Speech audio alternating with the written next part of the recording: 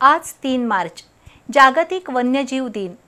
खरं तर या पृथ्वीवर सगळ्यात पहिला अधिकार वन्य प्राणी आणि वनस्पतींचा आहे। पण माणसांच्या हव्यासातून वन्य प्राण्यांची शिकार होऊ लागली आणि झाडांची कत्तल होऊ लागली।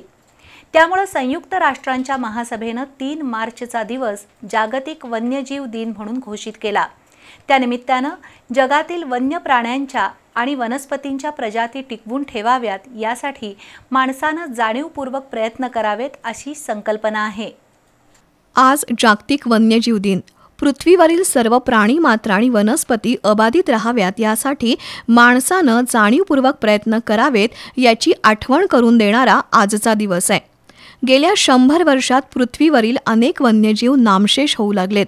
पट्टेरी वाघ, काळा बिबट्या, चित्ता, शेकरू, प्युमा, गिधाड, चिमणी यासह अनेक पशुपक्ष्यांची पृथ्वीवरील संख्या झपाट्याने कमी होत गेली आहे। माणसाची करणी निसर्ग आणि वन्यजीवांच्या मुळावर उठली आहे। मुक्या प्राण्यांची शिकार करणं म्हणजे पुरुषार्थ गाजवणं अशी एक भ्रामक कल्पना आजही समाजात आहे। त्यामुळेच अनेक वन्यजीवांचं अस्तित्व धोक्यात आलंय।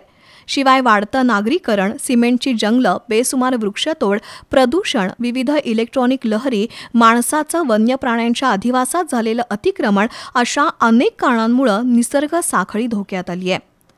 खरं तर पृथ्वीवर माणूस उपरा आहे। सुमारे 15,000 वर्षांपूर्वी या पृथ्वीवर वन्यजीवांचं राज्य होतं। सारी धरणी झाडं वेलींनी हिरवीगार होती। निसर्गाची त्याची स्वतःची साखळी होती। पण माणसानं प्रगतीच्या नावाखाली बुद्धीचा गैरवापर केला आणि निसर्गावर आक्रमण केलंय। त्याचे परिणाम आता दिसू लागलेत। वन्यजीव साखळी सुरक्षित राहिली नाही तर निसर्गाचं अस्तित्वच धोक्यात येऊ शकतंय। पुरेसे वाघ नसतील तर तृणभक्षक प्राण्यांवर अंकुश राहणार नाही। त्यातून गवत आणि झाडांचा पाला अतिरेकी प्रमाणात फस्त होईल। त्याचा परिणाम कीटक आणि पक्ष्यांवर होईल। त्यांची अन्न साखळी बिघडेल आणि जमिनीचा पोत कमी होईल। साहजिकच कृषी उत्पन्न घटेल आणि अंतिमतः मनुष्यावरच मोठा परिणाम होईल। निसर्गातील प्रत्येक पशुपक्ष्याचा पृथ्वीच्या अन्न साखळीत काही ना काही रोल आहे, जबाबदारी आहे आणि परिणाम आहे। त्यामुळे वन्य जीवांवरच पृथ्वीचं अस्तित्व टिकून आहे। उशिरा का होईना माणसाला त्याची थोड्याफार प्रमाणात जाणीव झाली आहे। म्हणूनच 3 मार्चचा जागतिक वन्यजीव दिन महत्त्वाचा आहे।